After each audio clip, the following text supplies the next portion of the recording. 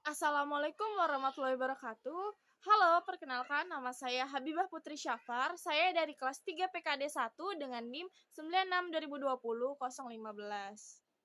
Nah, selanjutnya di sini saya akan membahas kegiatan belajar 8 yaitu pembiayaan bagi hasil sesuai dengan prinsip syariah.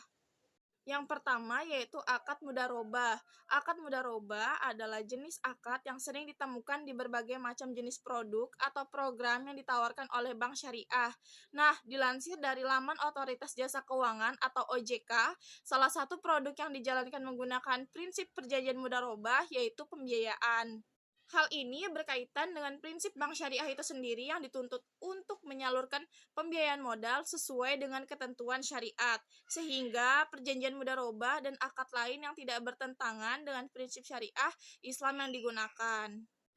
Nah, mudharabah sendiri adalah akad kerjasama usaha antara dua belah pihak di mana pihak pertama sebagai menyediakan 100% modalnya, sedangkan pihak kedua sebagai pengelola modal. Keuntungan usaha secara mudharabah dibagi menurut kesepakatan yang telah dituangkan di dalam kontrak.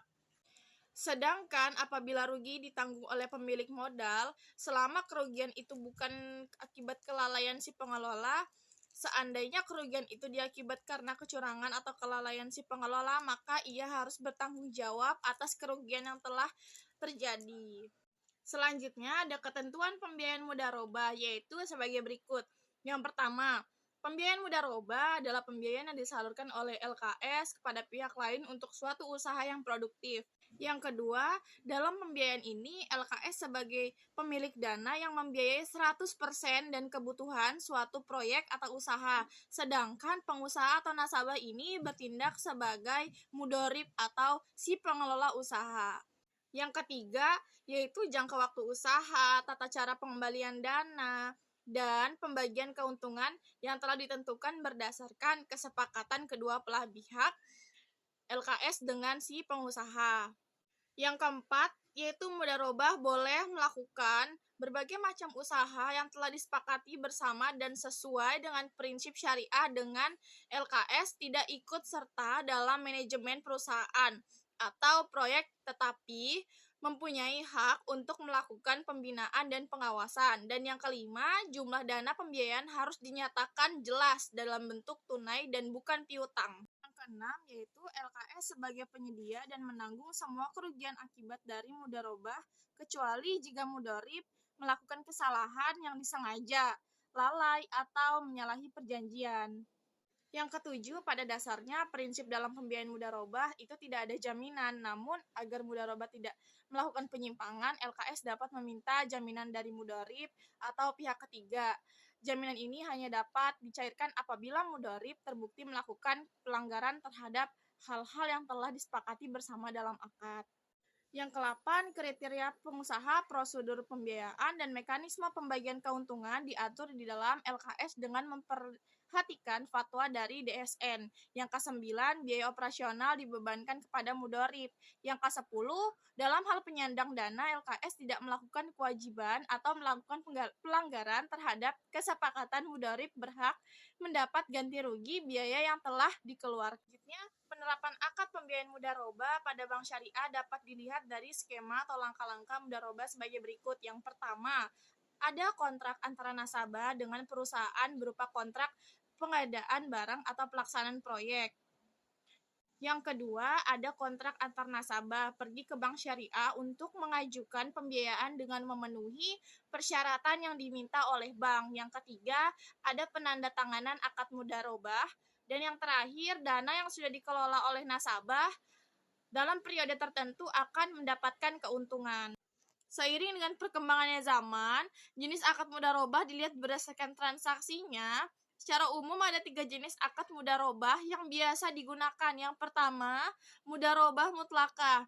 Dalam transaksi syariah, akad mudharabah mutlakah ini sering ditemui. Mutlakah sendiri adalah salah satu jenis akad mudharabah di mana pemilik modal itu tidak ikut menentukan usaha apa yang dilakukan oleh si pengelola modal.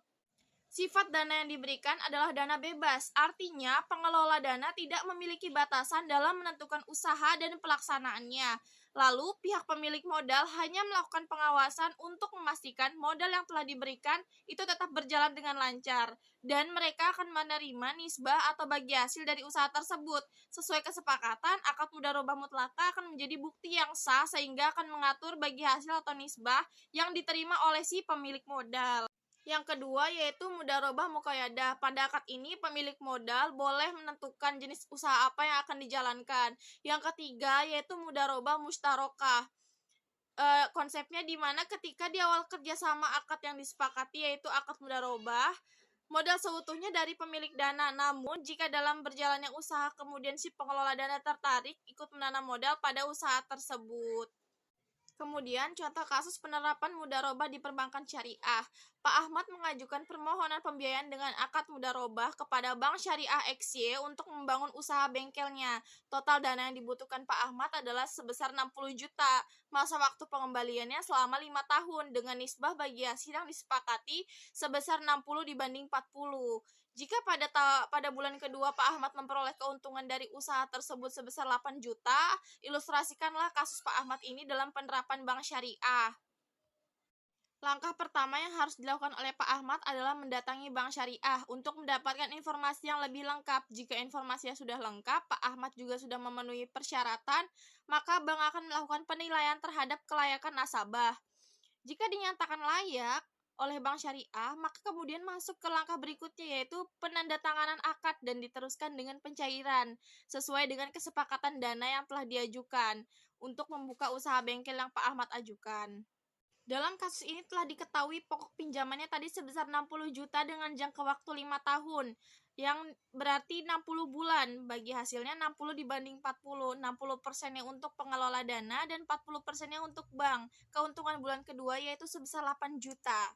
Sebelum mencari bagi hasil, perlu dihitung dulu kewajiban pokok dari pokok pinjaman yang mesti dikeluarkan oleh Pak Ahmad, yaitu 60 juta dibagi 60 bulan sebesar 1 juta per bulan. Jika keuntungan pada bulan keduanya 8 juta, maka sebelum dibagi hasil, Pak Ahmad mesti menyisihkan terlebih dahulu untuk pokok pinjaman sebesar 1 juta.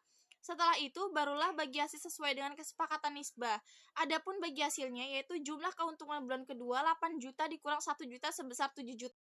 Nah, untuk bagi hasil untuk pengelola, 60% dikali 7 juta, yaitu sama dengan 4.200.000. Bagi hasil untuk bank, yaitu 40% dikali 7 juta dengan hasil 2.800.000. Jadi total pembayaran yang mesti dibayar Pak Ahmad pada bulan kedua yaitu pokok pinjaman ditambah bagi hasil yaitu 1 juta ditambah 2.800.000. Jadi totalnya 3.800.000.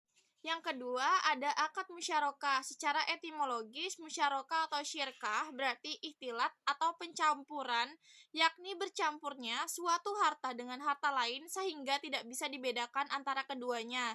Dalam Kamus Istilah Keuangan dan Perbankan Syariah Bank Indonesia, menjelaskan musyarakah berarti saling bekerja sama, berkongsi, berserikat, dan bermitra. Secara akad, musyarakah dibagi menjadi 5. Yang pertama, syirkah al-inan, yaitu akad kerjasama antara 2 orang atau lebih, di mana setiap pihak memberikan kontribusi dana dan berpartisipasi dalam kerja, serta sepakat untuk berbagi keuntungan atau kerugian dalam jumlah yang tidak harus sama. Dan yang kedua, syirkah mufawadah, kontrak kerja antara 2 orang atau lebih di mana masing-masing pihak memberikan kontribusi yang sama, partisipasi dan berbagi keuntungan atau kerugian dalam jumlah yang sama. Yang ketiga, syirkah abdan atau akmal, yaitu kontrak kerja antara 2 orang atau lebih yang memiliki profesi yang sama untuk menerima pekerjaan secara bersama dan berbagi keuntungan dari pekerjaan tersebut. Yang keempat, syirkah wujuh, kontrak kerja sama antara 2 orang atau lebih yang sama-sama memiliki keahlian dalam bisnis tanpa modal atau uang. Dan yang kelima, syirkah mudharabah, yaitu kontrak kerjasama antara 2 pihak di mana pihak pertama sebagai penyedia modal dan sedangkan pihak lainnya menjadi pengelola modal. Perbedaan musyarakah dan mudharabah. Musyarakah kedua pihaknya pemilik modal, mudharabah pihak pertama sebagai pemilik dan pihak lainnya pengelola. Dan musyarakah kerugian dan keuntungannya ditanggung bersama sesuai kesepakatan. Mudharabah pemilik dana itu akan menanggung kerugian dan keuntungannya dibagi sesuai kesepakatan. Dan musyarakah pemilik modal dapat terlibat dalam pengelolaan bisnis sesuai dengan kesepakatan. Mudharabah pemilik modal tidak ikut serta dalam pengelolaan bisnis. Musyarakah, aset merupakan milik bersama. Mudharabah, aset merupakan milik pemilik modal. Musyarakah, modal dapat berupa uang atau harta yang dapat dinilai dengan uang. Mudharabah, jenis modalnya hanya uang tunai. Sekian materi yang bisa saya sampaikan pada hari ini. Kurang lebihnya mohon maaf. Wassalamualaikum warahmatullahi wabarakatuh.